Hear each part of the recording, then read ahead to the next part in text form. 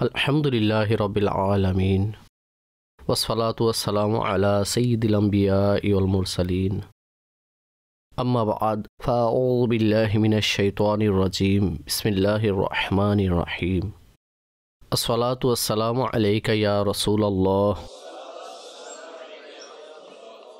ওয়া আলা আলিকা ওয়া আসহাবিকা ইয়া হাবিবাল্লাহ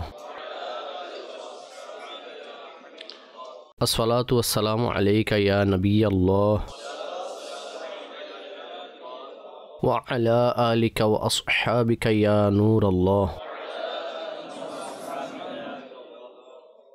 দরস-এ সিরাত আলহামদুলিল্লাহ আমাদের চলমান নবী-এ মুহতারাম শফি-এ মুআজ্জম সাল্লাল্লাহু তাআলা আলাইহি ওয়া আলিহি ওয়াসাল্লামের মুবারক জীবনী সম্বলিত সংক্ষিপ্ত মুখতাসার সিরাতুন নবী সাল্লাল্লাহু আলাইহি ওয়াসাল্লাম, যা ইমাম আব্দুল গনি ইবনে আব্দুল ওয়াহিদ রাহমাতুল্লাহি তাআলা আলাইহি এর কিতাব, এটার দরস আমরা শ্রবণ করছি। নবী পাক সাল্লাল্লাহু তাআলা আলাইহি ওয়াসাল্লামের মোবারক বংশসূত্র সম্পর্কে, হুজুর আলাইহি সালাতু সালামের শুভাগমন সম্পর্কে, হুজুর সাল্লাল্লাহু আলাইহি ওয়াসাল্লামের পিতামাতা সম্পর্কে অনেকগুলো বিষয় আলহামদুলিল্লাহ আমরা আমাদের পূর্বের অধ্যায়ের মধ্যে শোনার সৌভাগ্য অর্জন করেছি। আমাদের সর্বশেষ যে আলোচনা ছিল তা নবী পাক সাল্লাল্লাহু আলাইহি ওয়াসাল্লামের মোবারক নাম সম্পর্কে, যে হাদিসে তৈয়বা ইমাম আব্দুল গনি রাহমাতুল্লাহি তাআলা আলাইহি উল্লেখ করেছেন তা আমরা শ্রবণ করছিলাম। আরও একটি হাদিসে মুবারাকা তিনি বর্ণনা করেছেন যা অত্যন্ত চিত্তাকর্ষক এবং খুবই আহলা মিনাল আসল, অর্থাৎ মধুর চেয়ে অধিক মিষ্টি। তিনি বলেন, ওয়া রাওয়া জাবির ইবনু আবদুল্লাহি রাদিয়াল্লাহু তাআলা আনহুমা, জাবির বিন আবদুল্লাহ রাদিয়াল্লাহু তাআলা আনহু বর্ণনা করেন, ক্বালা রাসূলুল্লাহ সাল্লাল্লাহু আলাইহি ওয়াসাল্লাম, তিনি বলেন রাসূল পাক সাল্লাল্লাহু আলাইহি ওয়াসাল্লাম ইরশাদ করেছেন, আনা আহমাদু, আমি হলাম আহমদ, ওয়া আনা মুহাম্মাদুন, আমি হলাম মুহাম্মদ, ওয়া আনাল হাশির, আমি হলাম হাসির, অর্থাৎ কিয়ামত দিবসে সর্বপ্রথম আমাকে ওঠানো হবে এবং মানুষকে আমার কদমের দিকে অর্থাৎ আমার পিছনে ওঠানো হবে। ওয়া আনাল মাহি আল্লাযী ইয়ামহুল্লাহু বিয়াল কুফর, আর আমি মাহি অর্থাৎ মোচনকারী, এমন মোচনকারী যার দ্বারা আল্লাহ পাক সকল প্রকারের কুফরকে মুছে দিয়েছেন। ফা ইযা কানা ইয়াউমুল কিয়ামাতি লিওয়াউল হামদি মা'i, পূর্বে যতগুলো বিষয় ছিল সবগুলো বর্ণনা হয়েছে, আলোচনা হয়ে গিয়েছে। এখন তারপরের অংশে তিনি বলেন, যখন কিয়ামত সংগঠিত হবে তখন লিওয়াউল হামদ আমার হাতে থাকবে। হামদ প্রশংসা এবং লিওয়া একটি পতাকাকে বলা হয়। কিয়ামত দিবসে যে প্রশংসার পতাকা থাকবে, নবী পাক সাল্লাল্লাহু আলাইহি ওয়াসাল্লাম ইরশাদ করেন, সেটা আমার হাতে থাকবে, অর্থাৎ মালিকে লিওয়াউল হামদ নবী পাক সাল্লাল্লাহু আলাইহি ওয়াসাল্লামের পবিত্র সত্তা হবে। অর্থাৎ হুজুর আলাইহি সালাতু সালামকে এমন পতাকা প্রদান করা হবে যা প্রথমত তার প্রশংসার বহিঃপ্রকাশ ঘটাবে, তার মর্যাদার প্রমাণ বহন করবে। দ্বিতীয়ত হুজুর সাল্লাল্লাহু আলাইহি ওয়াসাল্লামকে মাকামে মাহমুদের উপর দাঁড় করানো হবে, অর্থাৎ ওই জায়গায় যে জায়গার প্রশংসা করা হয়ে থাকে। তো সে সময় প্রশংসার পতাকা নবী পাক সাল্লাল্লাহু আলাইহি ওয়াসাল্লামের নিকট থাকবে, অর্থাৎ সমস্ত মানুষ প্রশংসা গুণগান করতে থাকবে। তারপর হুজুর আলাইহিস সালাতু ওয়াসসালামের হাতে উক্ত পতাকা প্রদান করা হবে। পতাকা জিনিসটা কি? তো ইমাম কুতুবউদ্দিন হালবি রাহমাতুল্লাহি তাআলা আলাইহি তিনি আল মাওরিদুল আযবুল হানির মধ্যে ইমাম ইবনে সাবওয়া রাহমাতুল্লাহি তাআলা আলাইহির কিতাব আল খাসাইস এর উদ্ধৃতিতে একটি রিওয়ায়াত বর্ণনা করেছেন যে হযরত আব্দুল্লাহ বিন সালাম রাদিয়াল্লাহু তাআলা আনহু নবী পাক সাল্লাল্লাহু আলাইহি ওয়াসাল্লামের নিকট উক্ত পতাকা সম্পর্কে জিজ্ঞেস করলেন যে এটা কিরূপ হবে, এই পতাকাটি কেমন হবে। ইরশাদ করেন, তুলুহু মাসিরাতু আলফি সানাতিন ওয়া সিত্তিমিআতি সানাতিন, অর্থাৎ এটার যে দৈর্ঘ্য হবে, এটার যে দীর্ঘতা হবে তা 1600 বছরের দূরত্বের হবে। স্পষ্ট যে সেই সময় হাসর ময়দানে কোটি কোটি মানুষ উপস্থিত থাকবে। হযরত আদম আলাইহিস সালাম থেকে শুরু করে কিয়ামত পর্যন্ত যত মানুষ আসবে সবাই হাসরের ময়দানে উপস্থিত থাকবে। আর হুজুর আলাইহিস সালামের যে মোবারক পতাকা থাকবে তা তার যত উম্মত দূর দূরান্তে থাকবে সকলের জন্য এটি একটি প্রতীক বহন করবে যে আকা আলাইহিস সালাম এই দিকে তাশরিফ রাখবেন, এদিকে আসবেন। সুতরাং অনেক বড় হতে হবে, অনেক বড়, অর্থাৎ ১৬০০ বছরের দূরত্বের চেয়েও বেশি লম্বা হবে, এটা বর্ণনা করা হয়েছে। তিনি বলেন এটি লাল রুবি দ্বারা তৈরি হবে, আর সেটার যে হাতল থাকবে তা শুভ্র রূপা দিয়ে বানানো থাকবে, আর উপরের যে অংশ মোড়ানো থাকে যার উপর পতাকা বাঁধা হয় বা লাগানো হয়, তো বলা হয়েছে যে তা সবুজ রঙের জুমরাত দ্বারা গঠন করা হবে। ঠিক আছে, তাতে ৩ প্রকারের পতাকা টাঙানো থাকবে, একটি পশ্চিমে থাকবে, একটি পূর্বে থাকবে এবং একটি মাঝখানে থাকবে, অর্থাৎ মধ্যখানে থাকবে। আর তার মধ্যে লেখা থাকবে লা ইলাহা ইল্লাল্লাহু মুহাম্মাদুর রাসূলুল্লাহ। ঠিক আছে, তো এভাবে এই পতাকা কিয়ামত দিবসে নবী পাক সাল্লাল্লাহু তাআলা আলাইহি ওয়া আলিহি ওয়াসাল্লামকে প্রদান করা হবে। আল্লাহ করুন আমাদেরও যেন উক্ত পতাকার ছায়ার নিচে স্বীয় বুজুর্গদের সাথে নিজের সন্তান সন্ততির সাথে স্থান পাই, আর নবী পাক সাল্লাল্লাহু আলাইহি ওয়াসাল্লামের প্রশংসা তখনও আমাদেরকে করার আল্লাহ পাক তৌফিক দান করুক।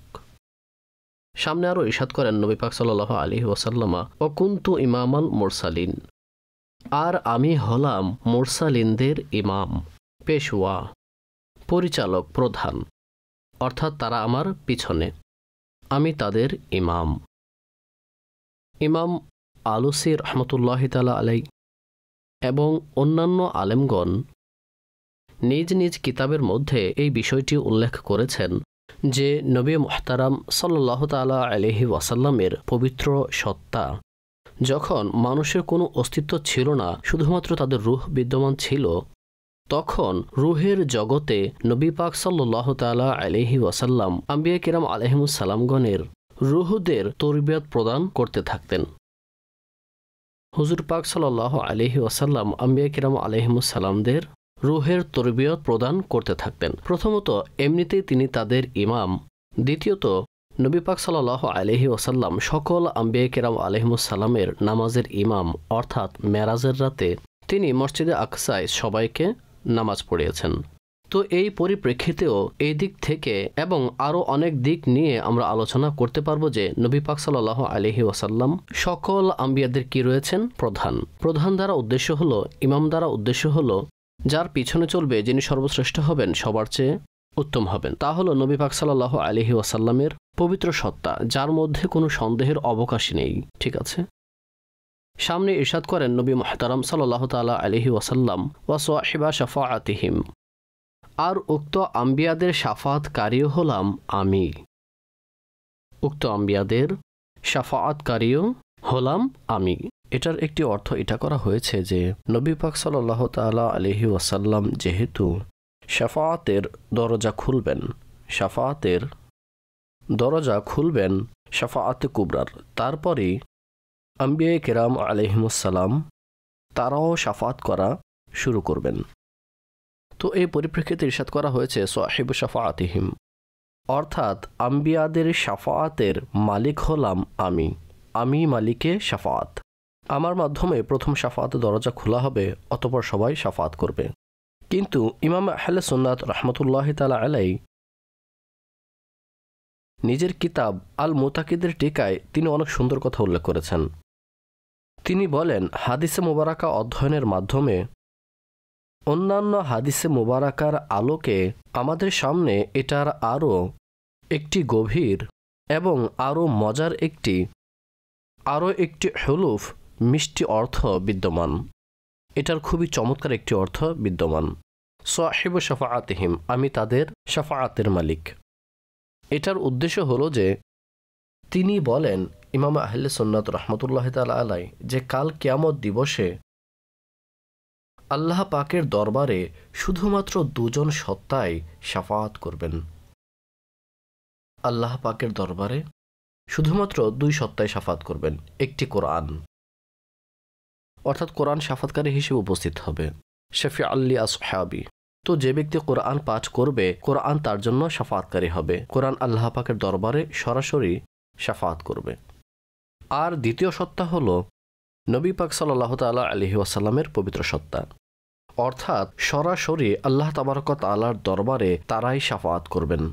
বাকি রইল অন্যান্য আম্বিয়া কিরাম আলাইহিমুস সালাম, সাহাবায়ে কিরাম আলাইহিমুর রিদওয়ান, পবিত্র আহলে বাইত, শহীদগণ, আলেমগণ, সালেহিনগণ, হাফিজ কোরআন, অন্যান্য সবাই।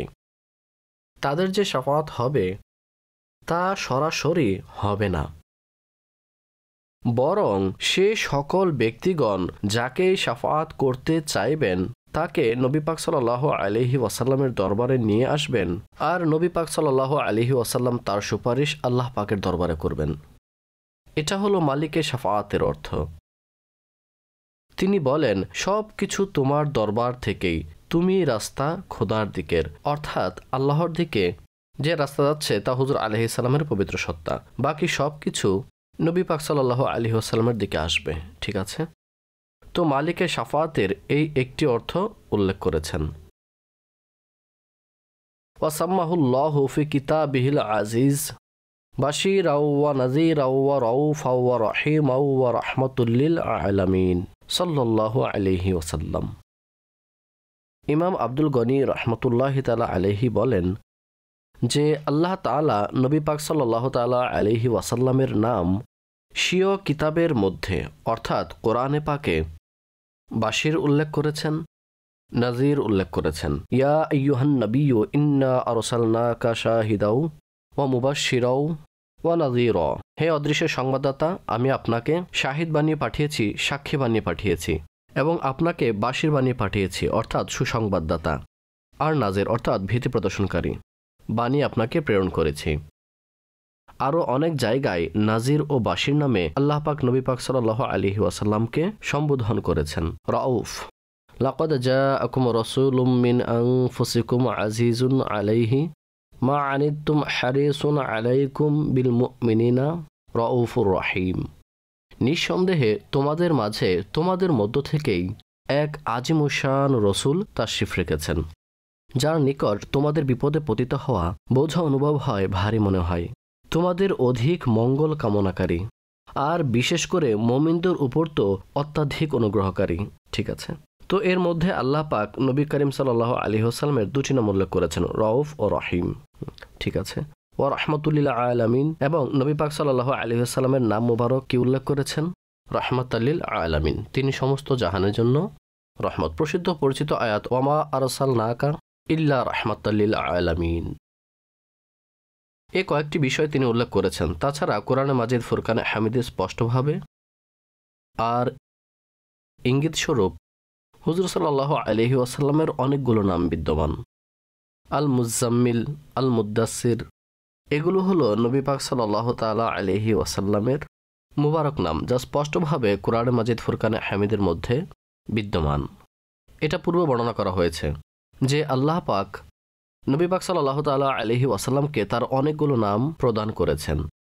ইমাম ইউসুফ বিন ইসমাইল নাবহানি রহমতুল্লাহি তাআলা আলাইহি এ প্রসঙ্গে বিস্তারিত একটি গ্রন্থ লিপিবদ্ধ করেছেন, যার মধ্যে ৮০টিরও বেশি এমন নাম উল্লেখ করেছেন নবী পাক সাল্লাল্লাহু আলাইহি ওয়াসাল্লামের, যা স্বয়ং আল্লাহ তাবারক ওয়া তাআলার নাম। আল্লাহ পাক উক্ত নামগুলো নবী পাক সাল্লাল্লাহু তাআলা আলাইহি ওয়াসাল্লামকেও প্রদান করেছেন। ঠিক আছে, এতটুকু পর্যন্ত আলোচনা নবী মুহতারাম সাল্লাল্লাহু তাআলা আলাইহি ওয়া আলিহি ওয়াসাল্লামের যে নাম মুবারক রয়েছে সেই প্রসঙ্গে করা হয়েছে। এখন যেহেতু ধারাবাহিক বিষয় চলছে, তাই হুজুর পাক সাল্লাল্লাহু আলাইহি ওয়াসাল্লামের মক্কি জীবনী সম্পর্কে কতিপয় বিষয় উল্লেখ করেছেন।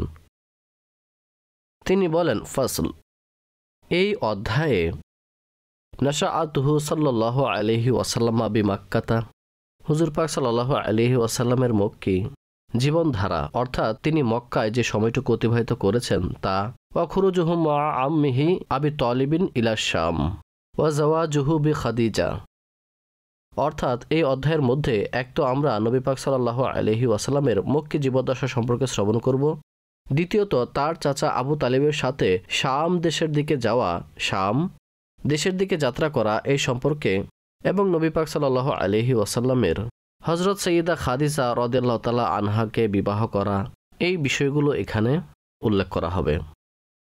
তিনি বলেন, ওয়ান্নাশাআ রাসূলুল্লাহি সাল্লাল্লাহু আলাইহি ওয়াসাল্লামা ইয়াতীমান ওয়া ইয়াকফালুহু জাদ্দুহু আব্দুল মুত্তালিবি ওয়া বা'দাহু আম্মুহু আবু তালিব ইবনে আব্দুল মুত্তালিবি। অর্থাৎ রাসূল পাক সাল্লাল্লাহু আলাইহি ওয়াসাল্লামের যেই ক্রমবিকাশ হয়েছে তা এমত অবস্থায় হয়েছে যে হুজুর আলাইহিস সালাতু সালাম এতিম ছিলেন। অর্থাৎ এতিম এমনিতে নবী পাক সাল্লাল্লাহু আলাইহি ওয়াসাল্লামকে এতিম নামে সম্বোধন করতে পারবে না, এটা জায়েজ নেই। এখানে এতিমের অর্থ হলো যে হুজুর আলাইহিস সালাতু সালামের সম্মানিত পিতা মহোদয় তার শুভাগমনের পূর্বে ইন্তেকাল করেন, তাই তার সাথে এতিম সম্পৃক্ত করা হয়, এতিম বলা হয়। তাছাড়া সরাসরি নবী পাক সাল্লাল্লাহু আলাইহি ওয়াসাল্লামকে এতিম বলে সম্বোধন করা হারাম। আলা হযরত ইমাম আহলে সুন্নাত রাহমাতুল্লাহি তাআলা আলাইহির এর উপর বিস্তারিত ফতোয়া বিদ্যমান। যিনি তাকে লালন পালন করেছেন তিনি হলেন তার দাদা হযরত আব্দুল মুত্তালিব রাদিয়াল্লাহু তাআলা আনহু। এক বর্ণনা অনুযায়ী 8 বছর বয়স পর্যন্ত তিনি নবী পাক সাল্লাল্লাহু তাআলা আলাইহি ওয়াসাল্লামকে লালন পালন করেন এবং হুজুর আলাইহিস সালাতু সালামকে লালন পালন করার সৌভাগ্য অর্জন করেন। তিনি সম্পর্কে দাদা ছিলেন, তিনি মর্যাদা সম্পন্ন ছিলেন। আর যেহেতু নবী পাক সাল্লাল্লাহু তাআলা আলাইহি ওয়াসাল্লামকে লালন পালন করার সুযোগ হয়েছে, তাও তার জন্য সৌভাগ্যের বিষয়। স্বয়ং তার জন্য সৌভাগ্য যে নবী পাক সাল্লাল্লাহু তাআলা আলাইহি ওয়া আলিহি ওয়াসাল্লাম তাকে এই মর্যাদা দিয়েছেন। এই সৌভাগ্য অর্জিত হয়েছে যে তিনি নবী পাক সাল্লাল্লাহু তাআলা আলাইহি ওয়াসাল্লামকে লালন পালন করেছেন দুনিয়াবি ভাবে। তাছাড়া স্পষ্ট যে সবকিছু হুজুর আলাইহিস সালাতু সালামের দরবার থেকেই অর্জিত হয়, শুরু ও শেষ সব। এবং তারপর অর্থাৎ হযরত আব্দুল মুত্তালিব রাদিয়াল্লাহু তাআলা আনহুর পর হুজুর পাক সাল্লাল্লাহু আলাইহি ওয়াসাল্লামের চাচা আবু তালিব বিন আব্দুল মুত্তালিব নবী পাক সাল্লাল্লাহু আলাইহি ওয়াসাল্লামের প্রতিপালন করেন। অতঃপর তিনি বড় হওয়া পর্যন্ত যতক্ষণ 10ম হিজরির সে বছরটি, যে বছর বিশেষ করে মক্কায় আমল হুজুন ছিল নবী পাক সাল্লাল্লাহু আলাইহি ওয়াসাল্লামের জন্য, যার মধ্যে তারও ইন্তেকাল হয় এবং হযরত সাইয়্যিদা খাদিজা রাদিয়াল্লাহু তাআলা আনহারও ইন্তেকাল হয়। তো এটাই যে নির্দিষ্ট বয়স পর্যন্ত হুজুর আলাইহিস সালাতু সালামের প্রতিপালন করতে থাকেন। কিন্তু সফলতা এটা ছিল যে নবী পাক সাল্লাল্লাহু আলাইহি ওয়াসাল্লাম যতক্ষণ পর্যন্ত তার ঘরে উপস্থিত থাকতেন, যদিও বা ঘরের মধ্যে দারিদ্রতা ছিল, লোক সংখ্যা বেশি ছিল আর সম্পদ ছিল অল্প, কিন্তু যে পাত্র থেকেই নবী পাক সাল্লাল্লাহু আলাইহি ওয়াসাল্লাম আহার করতেন সর্বদা খাবার তার পরিপূর্ণ হয়ে যেত। ঠিক আছে। অতঃপর নবী পাক সাল্লাল্লাহু আলাইহি ওয়াসাল্লামের বিবাহ হয়। তখন নবী পাক সাল্লাল্লাহু আলাইহি ওয়াসাল্লাম নিজেই সাইয়্যিদুনা আলী রাদিয়াল্লাহু তাআলা আনহুর প্রতিপালন করেন। কেননা তার সন্তান অধিক ছিল, তাই হযরত আলী রাদিয়াল্লাহু তাআলা আনহুকে নবী পাক সাল্লাল্লাহু আলাইহি ওয়াসাল্লাম নিজের নিকট রেখেছিলেন। ওয়াত্তাহহারাহুল্লাহু আযজা ওয়া জাল্লা মিন দানাসিল জাহিলিয়াতি ওয়া মিন কুল্লি আইবিন ওয়া মানাহাহু কুল্লা খুলুকিন জামিলিন হাত্তা লাম ইয়াকুন ইউরাফু বাইনা কওমিহি ইল্লা বিল আমিনি লিমা শাহিদু মিন আমানাতিহি ওয়া সিদকি হাদিসিহি ওয়া তাহারাতিহি। অর্থাৎ আল্লাহ পাক নবী মুহতারাম সাল্লাল্লাহু তাআলা আলাইহি ওয়াসাল্লামকে অন্ধকার যুগের সকল ত্রুটি থেকে পবিত্র রেখেছেন, সকল নোংরামি থেকে পবিত্র রেখেছেন এবং সকল ত্রুটি থেকে সুরক্ষিত রেখেছেন। এবং আল্লাহ পাক নবী পাক সাল্লাল্লাহু তাআলা আলাইহি ওয়াসাল্লামকে সর্বপ্রকার সৃষ্টির শ্রেষ্ঠত্ব দান করেছেন, উত্তম নৈতিকতা হুজুর আলাইহিস সালাতু সালামকে দান করেছেন। এমনকি সে সময়ও যখন তিনি তার গোত্রের মাঝে বিশ্বাসের সঙ্গে অর্থাৎ আমিন উপাধির সহিত আমানতদার উপাধির দ্বারা প্রসিদ্ধ ছিলেন। কেন প্রসিদ্ধ ছিলেন তাদের মাঝে? এই জন্য যে তারা নিজেই নবী পাক সাল্লাল্লাহু আলাইহি ওয়াসাল্লামের আমানতের, তার সত্যতার ও পবিত্রতার সাক্ষ্য প্রদান করেছে। দেখেছে যে নবী পাক সাল্লাল্লাহু আলাইহি ওয়াসাল্লাম সর্বদা সত্য বলতেন, সর্বদা গচ্ছিত আমানতগুলোর প্রতি লক্ষ্য রাখতেন, আমানতকে তার মালিক পর্যন্ত পৌঁছে দিতেন।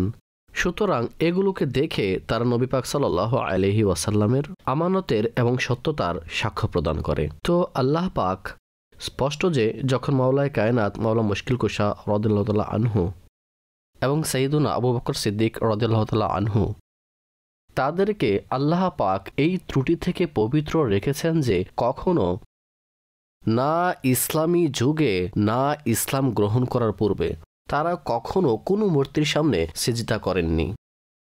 এই উভয় সত্তার জন্য যে শব্দ ব্যবহৃত হয় কাররামাল্লাহু ওয়াজহাহু, অর্থাৎ আল্লাহ পাক তাদের চেহারাকে সম্মানিত রেখেছেন, মর্যাদা সম্পন্ন রেখেছেন। তো মর্যাদাবান হওয়ার দ্বারা উদ্দেশ্য হলো যে এই উভয় হজরত ওই যুগ পেয়েছেন যা কুফুরির যুগও ছিল, ইসলামের যুগও ছিল, অর্থাৎ তখনও পর্যন্ত ইসলামের নাম আসেনি, তার পূর্বের যুগও তারা উভয় পেয়েছেন। কিন্তু সেই যুগের মধ্যেও এই হজরতগণের মস্তক কখনো কোনো মূর্তির সামনে ঝুঁকাননি, চেহারা কোনো মূর্তির সামনে ঝুঁকেনি। তো আল্লাহ পাক তার চেহারাকে মর্যাদাবান করেছেন। সুতরাং যখন তাদের বিষয় এমন, তখন নবী পাক সাল্লাল্লাহু আলাইহি ওয়াসাল্লামের মাহাত্ম্য কেমন হবে? হযরত আবু বকর রাদিয়াল্লাহু তাআলা আনহু বলেন, আমি কখনোই মদ পান করিনি। অবশ্যই যুগের মধ্যে মদ ব্যাপক ছিল, যতক্ষণ পর্যন্ত মদ হারাম হয়নি। কারণ বর্ণনা করেছেন বিবেক অনুযায়ী যে মদ পান করলে তার মস্তিষ্ক নিষ্ক্রিয় হয়ে যায়, সে কোনো কিছুর মধ্যে পার্থক্য করতে পারে না। তো এটার অপকার তার সামনে এত বেশি স্পষ্ট ছিল যে তিনি মদ পান করেননি। সুতরাং যদি তার সামনে এই অপকার স্পষ্ট ছিল, তাহলে নবী পাক সাল্লাল্লাহু আলাইহি সাল্লামের নিকট কোন বিষয়টি অস্পষ্ট থেকে যাবে? তো এজন্য অন্ধকার যুগে যার মধ্যে সর্বপ্রকার খারাপ কাজ, অশ্লীল কাজ, বেহায়াপনা কাজ বিদ্যমান ছিল, আল্লাহ পাক সেই যুগেও নবী পাক সাল্লাল্লাহু আলাইহি ওয়াসাল্লামকে এই সকল বিষয় থেকে পবিত্র রেখেছিলেন। দু তিনটি কথা এ প্রসঙ্গে শ্রবণ করে নিন। যখন কোনো নবী আলাইহিস সালাম নবুয়ত দাবি করতেন, তো সেটার প্রমাণস্বরূপ, অর্থাৎ নবুয়তের দাবিতে এমন কাজ উপস্থাপন করতেন যা স্বভাবত করা সম্ভব হয় না, যা সাধারণত সম্ভব নয়, এমন কাজকে মুজিজা বলা হয়। যখন নবী আলাইহিস সালাম নবুয়ত ঘোষণার পর নিজের নবুয়ত দাবির উপর, অর্থাৎ যেই নবুয়তের দাবি করেছেন তার সত্যতার উপর এমন কোনো কাজ প্রকাশ করবেন যা স্বভাবত সম্ভব নয়, যা সাধারণ মানুষের পক্ষে সম্ভব নয়, তো এমন কাজকে মুজিজা বলা হয়। এমন কাজকে, যেমন মুসা আলাইহিস সালামের লাঠি, সে লাঠিটি এমন ছিল যে সেই স্টিকটি সাপে পরিণত হয়ে যেত, রাস্তায় উজ্জ্বল আলো ছড়াতো। ঈসা আলাইহিস সালাম পঙ্গুদেরকে হাত লাগিয়ে সুস্থ করে দিতেন, পঙ্গুদেরকে, খোড়াদেরকে, জন্মগত যারা অন্ধ ছিল তাদেরকে চোখ দান করতেন, পাখির আকৃতি বানিয়ে সেগুলোকে জীবিত করে দিতেন। এই সবগুলোই হলো মুজিজা। নবী পাক সাল্লাল্লাহু আলাইহি ওয়াসাল্লাম চাঁদের দিকে স্বীয় আঙ্গুল দ্বারা ইশারা করলেন, আর সেটি দ্বিখণ্ডিত হয়ে গেল। সূর্যের দিকে ইশারা করলেন, তো তা পুনরায় ফিরে আসলো। ঠিক আছে, আঙ্গুল থেকে পানির ঝর্ণা প্রবাহিত হয়ে গেল। এই সব কিছুই হলো মুজিজা। আলেমগণ বর্ণনা করেন যে নবী পাক সাল্লাল্লাহু তাআলা আলাইহি ওয়া আলিহি ওয়াসাল্লাম স্বীয় নবুয়ত দাবির উপর, নিজ নবুয়ত দাবির সত্যতার উপর সর্বপ্রথম যে প্রমাণ উপস্থাপন করেছেন তা হল যে ফাকাদ লাবিস্তুম ফীকুম উমরাম মিন ক্বাবলিহি, আমি আমার জীবনের একটি অংশ এই নবুয়ত ঘোষণার পূর্বে তোমাদের সামনে অতিবাহিত করেছি। এই নবুয়ত ঘোষণার পূর্বে আমি তোমাদের মাঝে আমার জীবনের একটি অংশ অতিবাহিত করেছি। আফালা তাকিলুন, তোমাদের কি জ্ঞানবোধ নেই?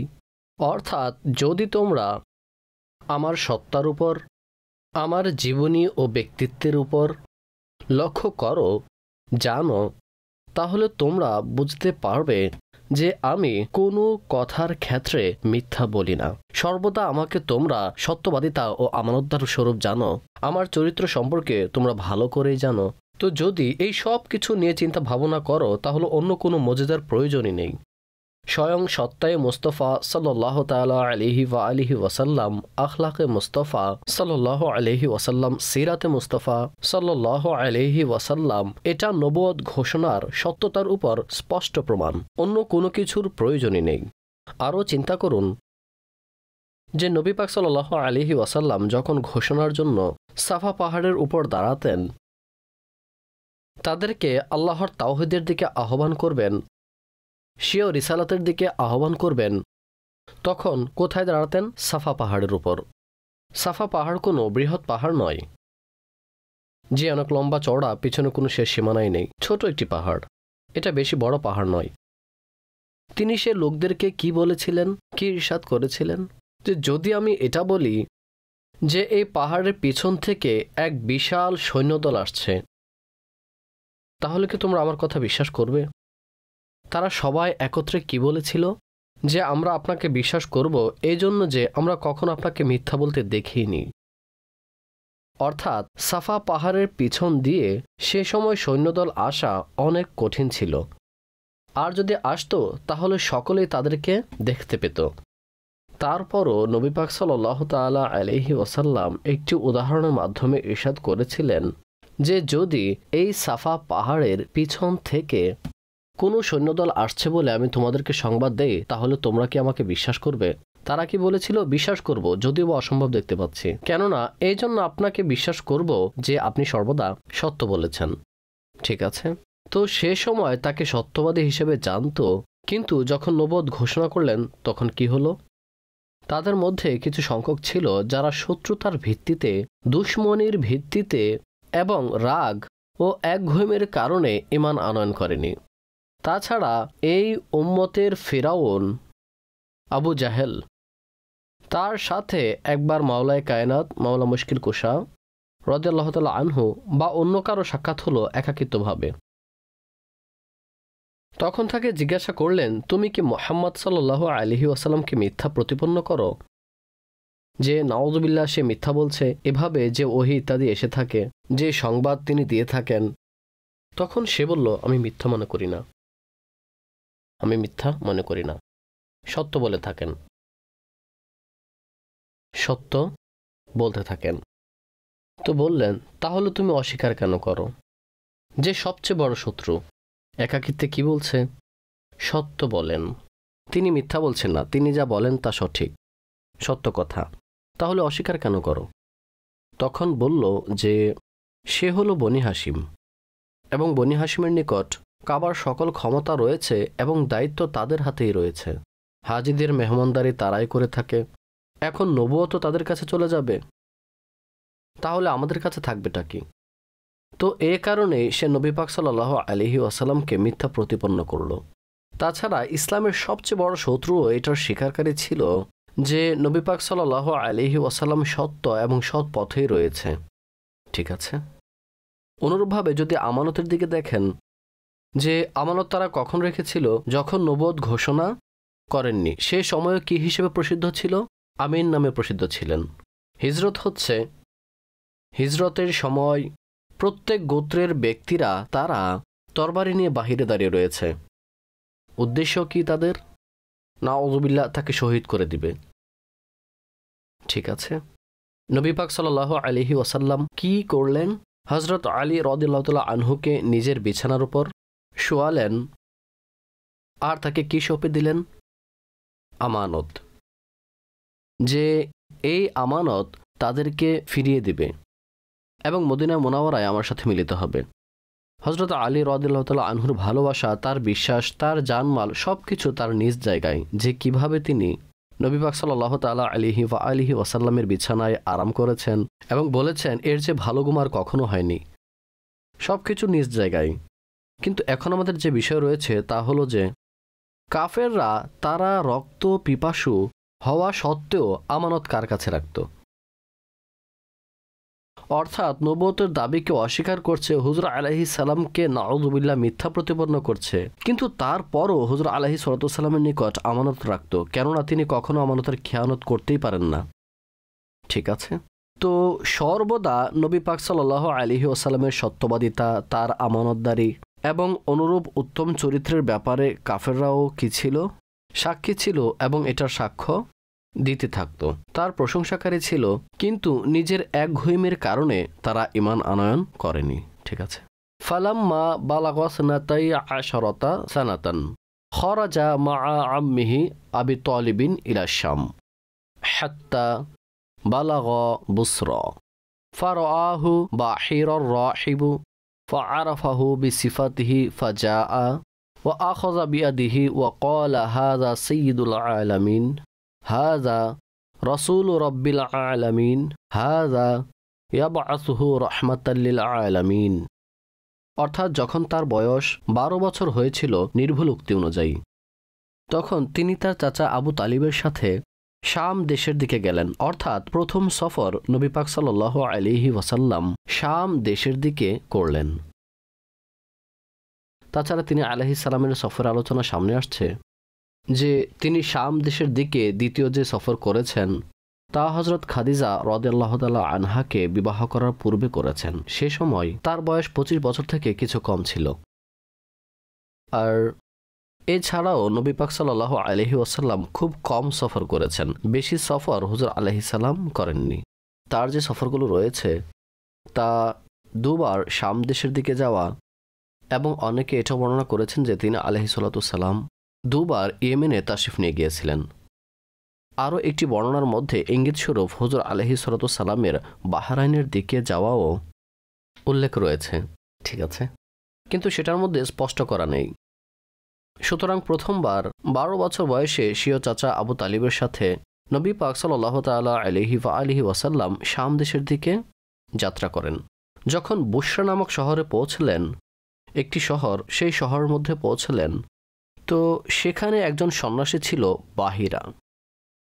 আর সে সময় যেহেতু নবী পাক সাল্লাল্লাহু আলাইহি ওয়াসাল্লাম নবুয়ত ঘোষণা করেননি, সে সময় পর্যন্ত মানুষের উপর আবশ্যক ছিল যে যেই দিনে ঈসাই ছিল, অর্থাৎ ঈসা আলাইহিস সালাম যে দিন নিয়ে এসেছিলেন সেটার যে সঠিক শিক্ষা ছিল সেই সময় পর্যন্ত তার উপর আমল করা আবশ্যক ছিল। তো সেখানে যে বাহিরা সন্ন্যাসী ছিল সে সেই দিনের উপরই ছিল, সেই দিনের উপরই ছিল এবং একজন সৎ ব্যক্তি ছিল। সেই যুগের সৎ মানুষের মধ্যে সেও একজন ছিল, বাহিরা সন্ন্যাসী। তো সে নবী পাক সাল্লাল্লাহু তাআলা আলাইহি ওয়াসাল্লামকে দেখল যে হুজুর আলাইহিস সালাম সেখানে পৌঁছলেন।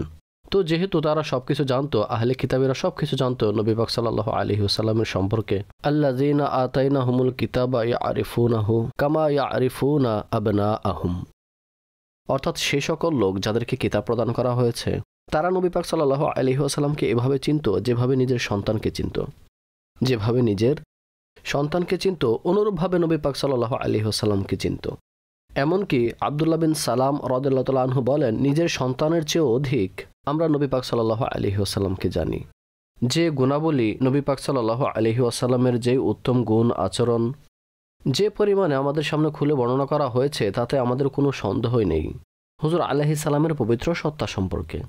তো সে কি দেখেছে? নবী পাক সাল্লাল্লাহু আলাইহি ওয়াসাল্লামকে দেখলো, লক্ষণ দেখলো, তখন চিনে ফেললো যে ইনি হলেন আল্লাহর রাসূল। সুতরাং সে নবী পাক সাল্লাল্লাহু আলাইহি ওয়াসাল্লামের নিকট আসলো, হুজুর আলাইহিস সালামের হাত ধরল এবং এভাবে আরজ করল যে হাযা সাইয়্যিদুল আলামিন, ইনি হলেন সমস্ত জাহানের সরদার।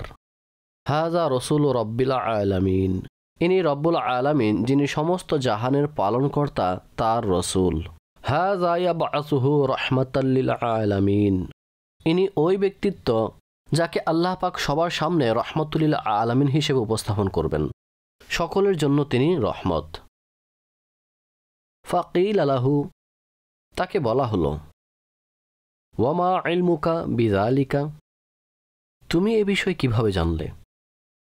তোমার এই কথা কিভাবে জানতে পারলে যে ইনি হলেন আল্লাহ পাকের নবী? লক্ষণ তো তার নিজ জায়গায়, বড় হলো তো সবকিছু আমাদের সামনে স্পষ্ট হবেই, কিন্তু এখন কিভাবে জানতে পারলে?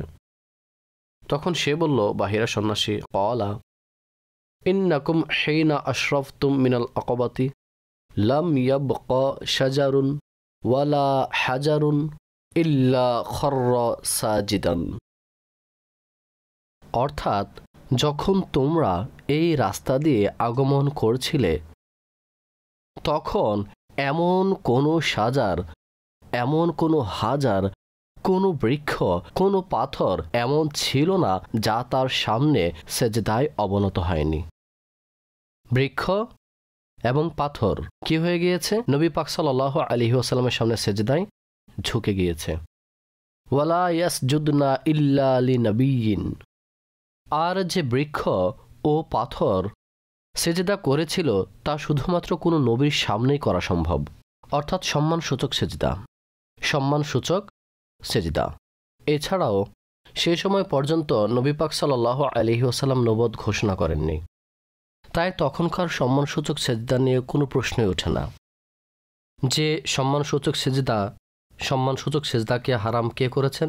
নবী পাক সাল্লাল্লাহু আলাইহি ওয়াসাল্লাম হারাম করেছেন। তো তখনও তো নবুয়ত ঘোষণাই করেননি, তাহলে হারামের প্রশ্ন উঠবেই বা কেন? আর দ্বিতীয় কথা হলো স্পষ্ট যে বৃক্ষ ও পাথরের তাদের তো কোনো বাধ্যবাধকতা নেই যে যদি কোনো বৃক্ষ কোনো কাজ করে তাহলে আমরা বলবো যে বৃক্ষটি হারাম কাজ করেছে, সে কোনো নাজায়েজ কাজ করেছে। তো স্পষ্ট যে এগুলোর উপর তো কোনো শরীয়তের আহকাম নেই।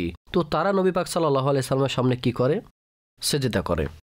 ওয়া ইন্না নাজিদুহু ফি কুতুবিনা, আর তার আলোচনা আমরা আমাদের কিতাবের মধ্যে পেয়েছি। অর্থাৎ নবী পাক সাল্লাল্লাহু আলাইহি সাল্লামকে যেভাবে চিনেছেন তা হলো এই যে আমাদের কিতাবের মধ্যে নবী পাক সাল্লাল্লাহু তাআলা আলাইহি ওয়াসাল্লামের আলোচনা বিদ্যমান। ওয়াসা আলা আবা তালিবিন, এবং বাহিরা সন্ন্যাসী আবু তালিবের নিকট নবী পাক সাল্লাল্লাহু আলাইহি ওয়াসাল্লামের সম্পর্কে জিজ্ঞাসাবাদ করল যে তিনি কে, কি তার পরিচয়, কিভাবে জীবন অতিবাহিত করছেন।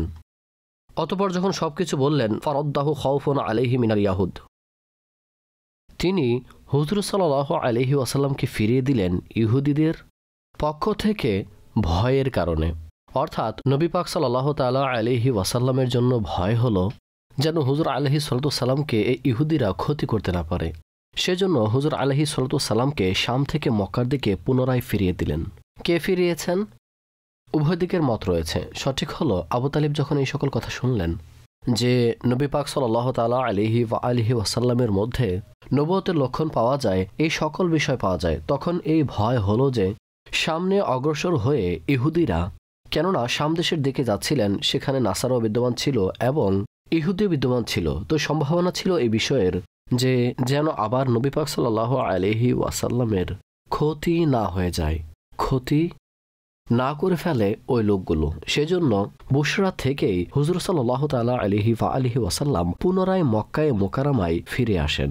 এখানে সংক্ষিপ্ত আকারে উল্লেখ করা হয়েছে, অন্য বর্ণনা রয়েছে। তার মধ্যে এটা রয়েছে যে নবী পাক সাল্লাল্লাহু তাআলা আলাইহি ওয়াসাল্লাম যখন তাশরিফ নিয়ে আসলেন তখন ওয়া আলাইহি গামামাতুন তুজিল্লুহু, ওয়া আলাইহি, হুজুর আলাইহিস সালামের উপর মেঘ ছিল যা তার উপর ছায়া দিচ্ছিল। অর্থাৎ হুজুর আলাইহিস সালামের বরকতে সেই মেঘ ঝুঁকে ঝুঁকে আসছিল। সবারই আকাঙ্ক্ষা জাগলো, কি হয়েছে? ফালাম্মা দানা মিনাল কওমি ওয়াজাদাহুম কদ সাবাকুহু ইলা ফাইই শাজারাতি, অর্থাৎ তার গোত্র যখন সে অঞ্চলের নিকটবর্তী হলেন সেখানে একটি বৃক্ষ ছিল। সমস্ত মানুষ সেই বৃক্ষের নিচে দলবদ্ধ হলো সেটার ছায়ায় বসার জন্য। নবী আলাইহিস সালামের আগে সেই লোকগুলো আসলো, কেননা হুজুর আলাইহিস সালাম সে সময় নবুয়তের ঘোষণা দেননি। তারা তো সাহাবা ছিলেনই না যে তারা সাহাবা সুলভ আচরণ করবেন। সে বাগানে গাছের নিচে লোকজন ছায়ায় বসে পড়ল। ফালাম্মা জালাসা, যখন নবী পাক সাল্লাল্লাহু আলাইহি ওয়াসাল্লাম বসলেন, তো মালা শাজারাতি আলাই, বৃক্ষের ছায়া ছিল ওই লোকদের উপর। হুজুর আলাইহিস সালাম অন্যদিকে তাশরিফ রাখলেন, তখন ছায়া এভাবে, বৃক্ষের ছায়া সেদিকে চলে গেল। তো সেই বৃক্ষের সৌভাগ্য ছিল যে তারই সৌভাগ্য অর্জিত হয়েছে নবী পাক সাল্লাল্লাহু আলাইহি সাল্লামকে ছায়া প্রদান করার।